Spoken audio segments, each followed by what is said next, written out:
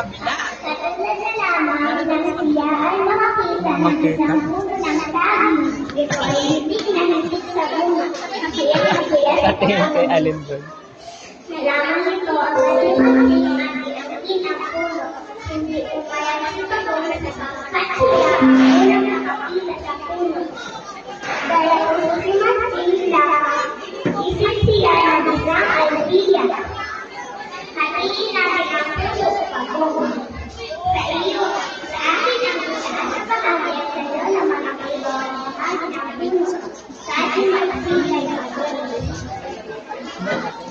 Kaya naman si Pagod at nakakiti ko kayo si Mating dala-dala ang puno may bunga.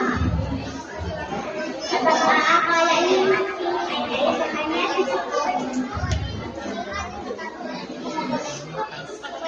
Lumipit ang mga araw, ubos na ang bunga at namatay ang puno ng dahon.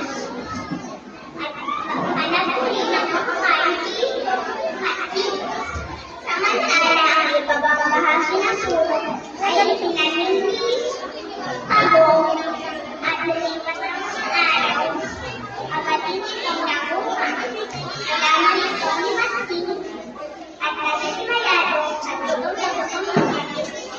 Oo nga ang sabi na umanap at pinakagyan ng Mating. Okay na.